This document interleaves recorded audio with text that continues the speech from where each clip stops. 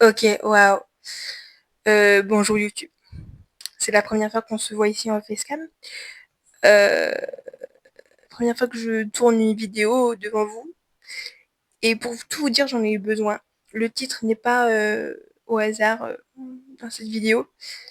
Ça fait très longtemps que j'y pense, pour être honnête avec vous. Mais mes propos n'étaient pas assez structurés pour en faire une vidéo et vous expliquer le pourquoi du comment. J'en ai besoin parce que ça me permet de mettre des mots sur ce que je traverse professionnellement en ce moment. Étant donné que je donne pas beaucoup de nouvelles, je me suis dit que c'était un moyen de vous expliquer d'où je revenais depuis ces derniers mois. Et puis le but c'est d'être transparente avec vous. D'ailleurs, si je regarde vers le bas, c'est parce que je regarde mes notes. J'ai pris quelques petites notes par rapport à la vidéo que je veux tourner.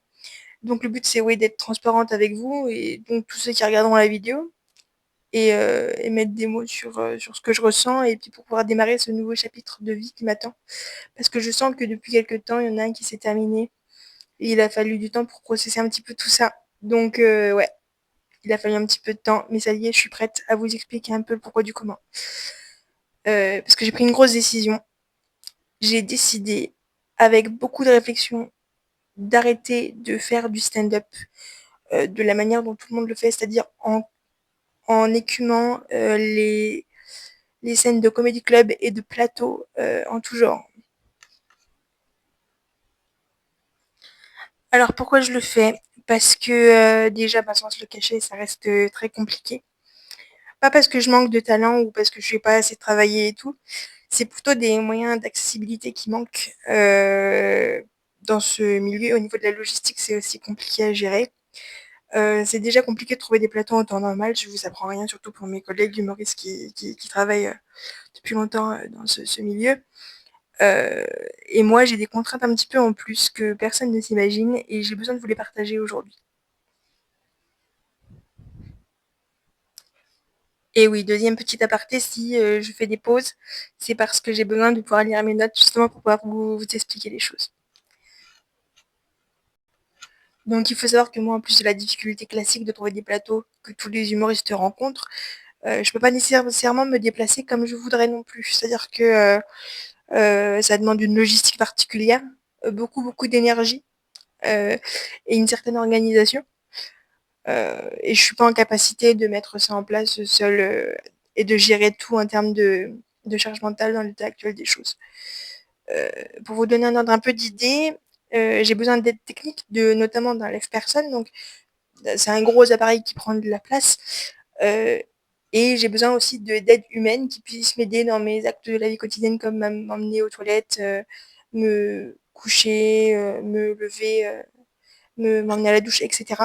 J'ai des besoins particuliers. Ce qui fait que je ne peux pas, par exemple, dans l'état actuel des choses, rester plusieurs jours sur place dans une ville. Euh, Enfin, je pourrais, mais ça demande une organisation qui est encore plus complexe que de rester une journée sur place. Et ça demande au niveau comment dire, de l'anticipation aussi une certaine marge. Notamment si jamais je dois prendre un hôtel, par exemple, je dois, comment dire, déplacer le matériel médical ailleurs, le louer à un autre endroit. Je dois aussi débloquer des fonds au niveau ben, du conseil départemental pour qu'ils puissent débloquer des aides financières pour que je puisse avoir des gens qui s'occupent de moi. Parce qu'il faut les payer ces gens. Et le tout sans aucune garantie que ça se passe bien une fois sur place. Donc c'est quand même une sacrée charge mentale que de tout organiser sans avoir de garantie particulière. Sachant qu'on parle potentiellement de jouer uniquement entre guillemets 5 minutes en plateau, ça plus le stress de pouvoir réussir son passage et de devoir réussir, sinon ça fait un bide. Donc imaginez si les choses se passent pas bien euh, avec les gens qui m'accompagnent à l'hôtel, plus le fait que je bide les soirs d'après, bah, la santé mentale elle en prend un sacré coup. Ça peut être très compliqué à gérer et ça sur le long terme, je suis pas certaine que ce soit viable vraiment, quoi. Autre chose aussi, il y a un peu un phénomène de comparaison inévitable entre moi et mes collègues qui peuvent, eux, se déplacer partout où ils le souhaitent, en tout cas selon leurs moyens, mais ils ont moins de contraintes liées à tout ce que je vous ai expliqué précédemment que moi, pour pouvoir arriver à faire un plateau. Donc, il y a un truc un peu de comparaison qui est tout le temps un peu là, et l'envie de faire comme tout le monde en ne pouvant pas le faire réellement, même si on y met les moyens. C'est un peu compliqué. Euh, ben, c'est surtout un peu culpabilisant parce que ben, les gens ils t'attendent autant que les autres, quoi. Sans s'imaginer ce que ça peut représenter en termes d'effort et de gestion derrière. Donc c'est frustrant parce que tu peux pas pratiquer ton art comme tu le voudrais, autant que tu le voudrais. Et quand on te dit souvent bah faut jouer le plus possible, en fait c'est il y a une dynamique un peu culpabilisante je trouve de tout ça. Euh, Parce que c'est pas que tu veux pas le faire, c'est que tu ne peux pas, la vie te donne pas les moyens et ta situation ne te permet pas de faire comme tout le monde. Donc c'est un handicap en plus à gérer, on va dire.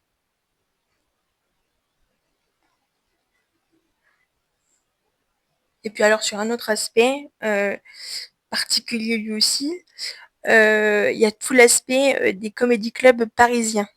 On va en discuter aussi de ça. Donc j'ai énormément eu de chance, faut quand même le souligner, parce que j'ai d'abord eu la chance d'être invitée l'année dernière par un grand nom de l'humour français dans un comédie club j'aimais beaucoup. Euh, et c'était juste pour voir, je précise, hein, mais c'était vraiment un truc de fou pour moi de pouvoir aller à Paris. J'étais très très heureuse de pouvoir le faire. Euh, mais pour moi, c'était une aventure, c'était quelque chose. C'est la première fois que j'allais à Paris toute seule déjà, et je me suis dit, mais enfin, c'est incroyable de pouvoir organiser tout toute seule. J'étais tellement fière d'avoir organisé ce voyage d'une journée toute seule. Ça m'a demandé beaucoup d'énergie, beaucoup d'efforts. J'ai dû payer un taxi, organiser mon taxi surtout. J'ai dû organiser le train parce que quand on est en fauteuil, il faut organiser selon des horaires de train, sachant qu'il faut être une demi-heure avant à la gare, avant de pouvoir monter dans le train. Donc c'est tout un décalage à prendre en compte aussi. Il faut réserver une assistance au moins 24 heures avant, sinon tu peux pas accéder au train. Enfin, c'est plein de choses comme ça qui sont à prendre en compte. Mais moi, j'étais hyper heureuse de faire cette aventure, ce petit périple à Paris toute seule. C'était une énorme fierté pour moi. En plus, c'est un endroit que j'adorais à la base et je me suis vue depuis le début de ma carrière me dire un jour j'irai là-bas, j'irai faire un tour. Donc c'était fou. Euh, Par contre, je vais mettre un petit trigger warning. Il faut pas non plus oublier que sur une journée de, on va dire de 12 heures à Paris, ça implique le fait que, par exemple, j'allais pas aux toilettes on va dire, 7-8 heures jusqu'à 23 heures le soir. Donc il y a des choses qui sont un peu complexes. Mais je m'étais dit, c'est pas grave, je me fais kiffer, c'est trop bien, ça va être super et tout. Et puis j'y suis retournée régulièrement parce que j'ai adoré la façon dont on m'a accueilli en premier abord là-bas. J'ai adoré l'accueil que j'ai eu là-bas et puis je me suis sentie vraiment à ma place au départ. Euh, mais vers la fin de l'été, on va dire que pas forcément au même endroit, mais mes visites à Paris pour d'autres raisons ont commencé à se dégrader, on va dire. Je cherchais des plateaux à Paris pour jouer, comme beaucoup de gens le font, et la plupart des plateaux qui sont accessibles en journée, c'est souvent les open mic vers 16h30. Euh, et donc j'ai eu l'occasion un jour d'aller dans un comedy club jouer. J'étais hyper contente de pouvoir le faire. C'était une super opportunité pour moi. Je me suis dit, ça y est, ça se débloque enfin. Je vais pouvoir jouer un petit peu ailleurs que là où je jouais avant. Sachant que j'ai pas beaucoup d'opportunités non plus parce que c'est beaucoup un réseau qui tourne et du coup quand tu joues tout le temps au même endroit bah tu joues une fois tous les 4 mois à peu près et encore j'exagère un peu enfin j'exagère dans le sens où comment je peux dire ça parce qu'en plus c'est vrai que de jouer régulièrement là où je vis comme s'il y a beaucoup besoin de turnover bah en fait on joue peut-être moins souvent quand tu t'es tout le temps sur la même zone à planter tu joues une fois tous les 4 mois donc c'est pas suffisant pour travailler quand on dit surtout de travailler tout le temps et c'est vrai les humoristes ont raison, il faut travailler régulièrement pour pouvoir avancer dans ce milieu. Donc, bah, jouer une fois tous les 4 mois, c'est pas suffisant. Donc, je m'étais dit, ouais, c'est trop bien. Enfin, je peux jouer un peu ailleurs que là où je connais déjà. Et ça peut être chouette. Sauf que, en dépit de toute l'organisation que ça a demandé au niveau du train, au niveau, bah, pareil, de toute l'organisation que je vous ai expliqué avant, bah, j'ai malheureusement oublié de préciser que j'étais en fauteuil ce jour-là, à l'organisateur qui gère le plateau. Et en fait, ils se sont rendus compte que j'étais en fauteuil le jour même euh, où j'étais dans le train, il était 10 heures, j'étais dans le train, et ils me disent que ça pourra pas être possible. Donc moi, évidemment, qu'est-ce que je fais? Je panique, je culpabilise beaucoup, alors que c'est un détail parmi tout ce que j'ai dû organiser. En fait, j'étais dans l'incapacité de voir ce que ça me demandait déjà à l'origine en termes d'organisation.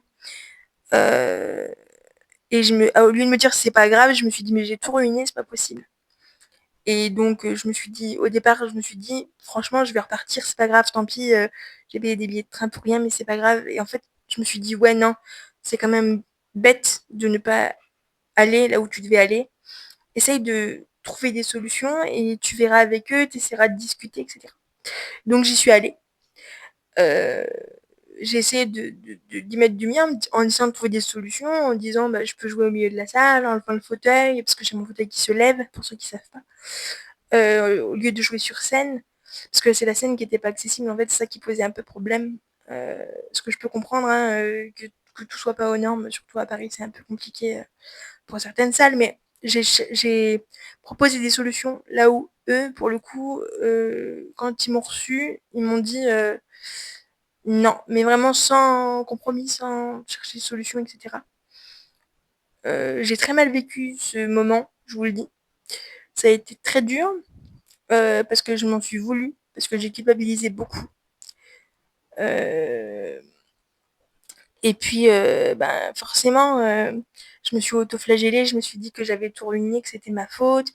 Euh, C'était un petit peu terrible ce moment-là, je vous avoue.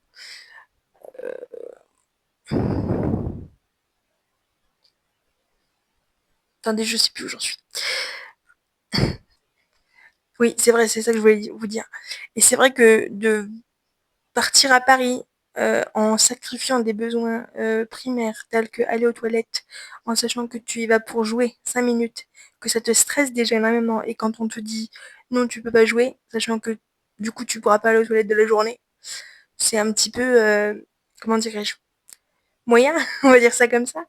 C'est, c'est, euh, c'est quelque part je me fais mal à moi physiquement, mais pour ma santé mentale c'est pas bon non plus, et je me néglige physiquement aussi, donc ça a pris des proportions que je pouvais pas cautionner non plus, quoi. Et je vous épargne aussi ma journée à Strasbourg, fut un temps où on m'a proposé un plateau effectivement, où j'ai averti la personne de mes besoins en termes d'horaire et de train, etc., qui n'a pas pris en compte mes besoins et ce que je lui ai expliqué, alors qu'il m'avait dit oui sur le coup, où j'ai dû regarder deux personnes jouer, pareil, où je me suis déplacée à la journée, donc je n'ai pas pu aller euh, aux toilettes normalement pendant la journée. Tout ça pour en fait ne pas jouer et devoir regarder deux collègues jouer. Donc c'est quand même plusieurs fois où ça s'est répété en peu de temps, où je me suis dit mais qu'est-ce qui se passe en fait? Je me suis vraiment posé la question de qu'est-ce que je foutais là, et surtout je sentais un truc, alors implicite ou pas, hein, lié au handicap, qui me blessait beaucoup, parce que le fait que je sois physiquement inapte à monter sur une scène pas accessible plus que d'autres, m'était clairement reproché, puisque ça m'empêchait de monter sur un plateau. Euh, et j'ai très mal vécu cette chose-là. Et malheureusement, c'est pas les seules raisons, c'est pas que des raisons d'accessibilité qui me poussent à arrêter. Ça fait déjà beaucoup, hein, mais c'est pas les seules.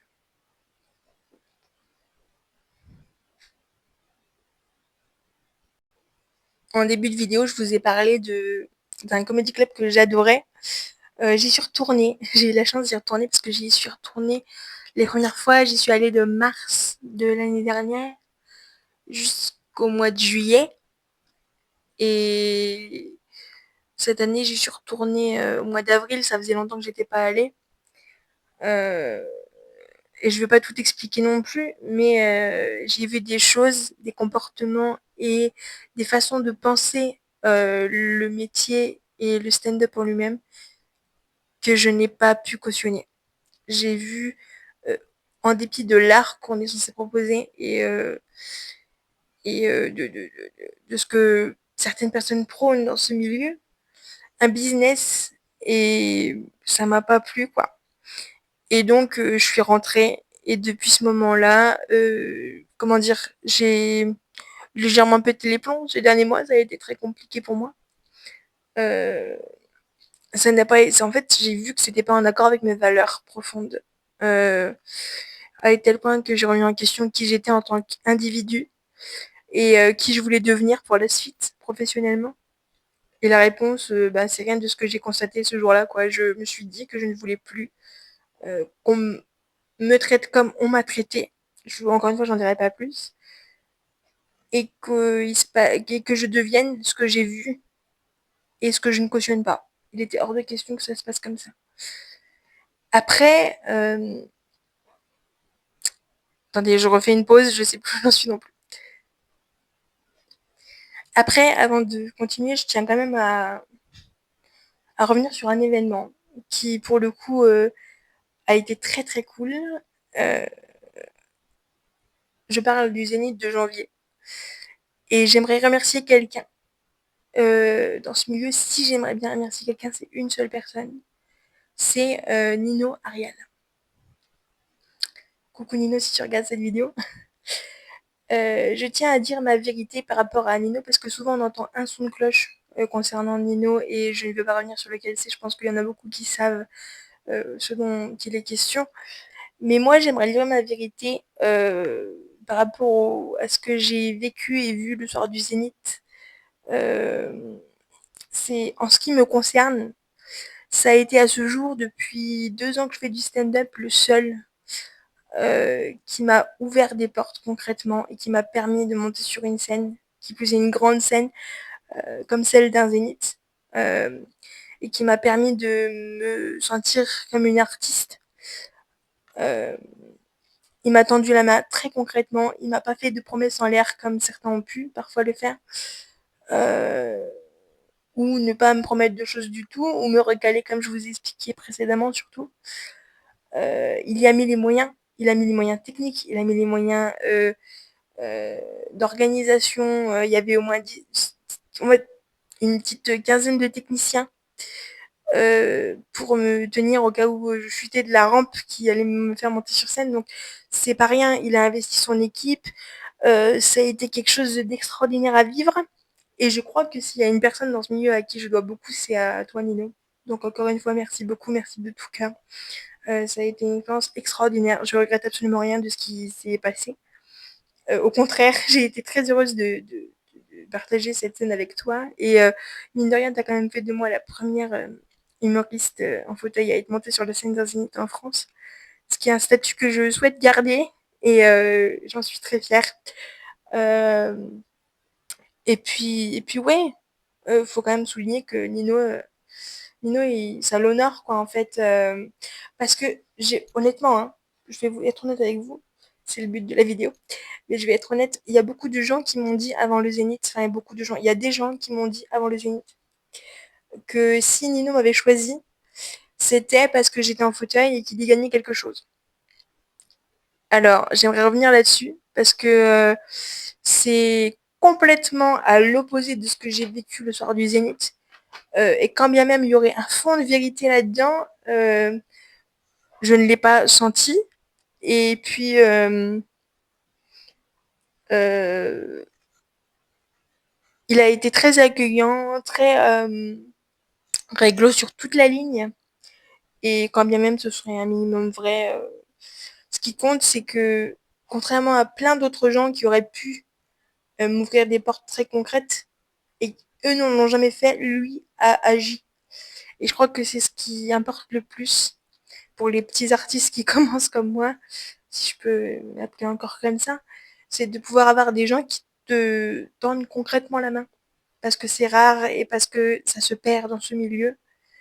Euh, c'est le seul humoriste, je le répète encore, hein, mais c'est le seul humoriste qui concrètement a tenu un tel engagement envers moi depuis que j'ai démarré.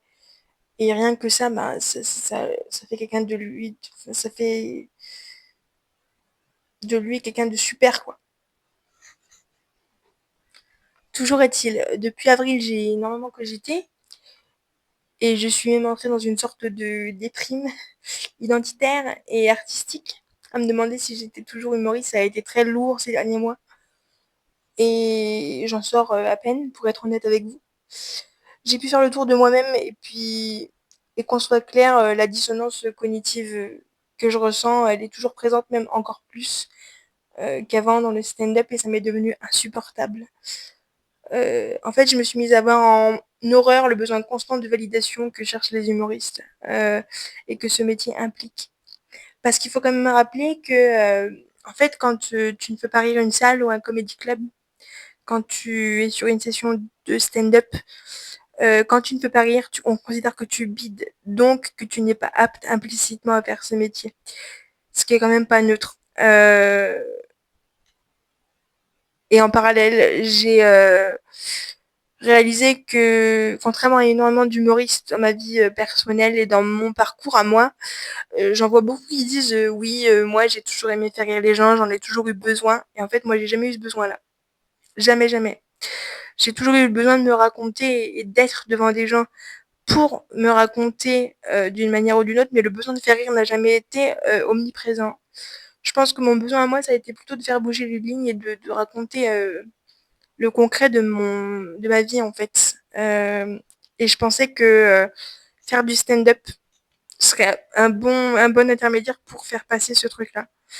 Mais je crois que je me trompais parce que du coup, j'ai un peu dépassé ce besoin de validation que tout le monde cherche. En fait, j'en ai pas grand-chose à faire qu'on valide ce que je dis ou pas. C'est un peu bête, hein, mais je suis en train de passer de quelqu'un qui a besoin d'être aimé à quelqu'un qui ne regarde plus trop tout ça et quelqu'un qui veut juste dire et se rencontrer sur scène plus qu'être aimé, quoi. J'ai besoin aussi d'être authentique. Alors, je dis pas que les humoristes sont inauthentiques, attention. Je pense que l'intention de départ chez un humoriste, c'est d'être authentique et de se raconter, etc. Mais je me suis dit, et je me suis fait une remarque, je me suis dit, comment tu veux être authentique si le besoin de validation est le résultat de quelque chose, si tu veux pas être considéré comme étant mauvais ou bidé, c'est de faire rire les gens. Tu peux pas. En fait, comment je peux expliquer ça? On va essayer d'expliquer ça correctement. Euh, Si le résultat de ce que tu considères comme étant bon, c'est de faire rire les gens, comment tu veux t'autoriser à être vulnérable complètement devant quelqu'un? C'est pas possible. Il y a quelque chose un petit peu de contradictoire face à tout ça. Et moi, c'est ça que je supporte plus, c'est que on vend le stand-up comme quelque chose de très très personnel, très très introspectif, vulnérable. Et alors dans le fond, l'intention, elle peut être comme ça, il n'y a pas de souci. Mais c'est en fait, c'est deux pensées qui se cognent l'une contre l'autre. Il y a quelque chose qui va pas avec la démarche, même si dans le fond, l'intention, elle est bonne. Entre avoir le besoin d'être absolument validé par les autres et vouloir être authentique, c'est-à-dire ne pas forcément plaire à tout le monde, il y a un petit problème quelque part, je trouve. Donc j'ai besoin d'une autre authenticité que je ne comprends pas dans le processus du stand-up aujourd'hui.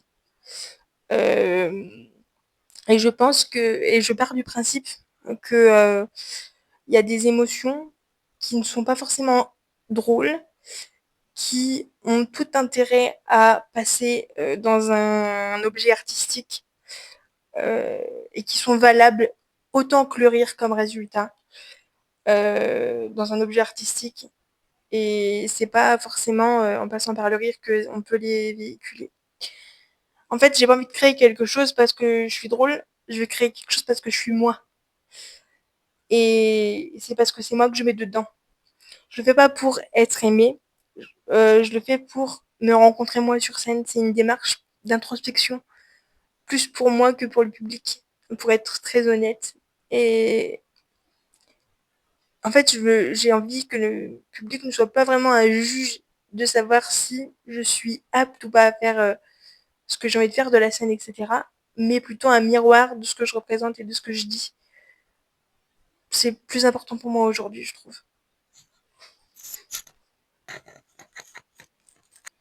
Et vous allez me dire, mais Margot, mais c'est super tout ça. On comprend tes arguments, c'est chouette. Mais concrètement, aujourd'hui, t'en es où? Bonne question. Bah, je peux pas trop vous en dire, en fait, pour le moment, parce que je suis en plein laboratoire d'exploration de ce que je souhaite faire, de tout ce que je vous ai expliqué avant et de cette nouvelle identité qui va me définir en partie. Euh, j'ai déjà beaucoup de matériel, il faut que vous sachiez ça. Mais le tout, c'est de savoir comment je vais pouvoir articuler tout ce que j'ai écrit, tout ce que je prépare et quelle forme ça va prendre parce que c'est une grosse inconnue aujourd'hui. Euh, après, je suis pas toute seule. Concrètement, je travaille avec quelqu'un pour faire sortir ce projet de terre. On commence tout juste le travail, donc ça va prendre du temps. Mais ce sera quelque chose qui me ressemble pleinement et qui sera pas destiné à plaire à tout le monde. Moi, j'ai mis un point d'honneur en tout cas. Euh, Maintenant, pour répondre au questionnement de départ, est-ce que j'arrête l'humour et plus largement le stand-up? Je pense que non.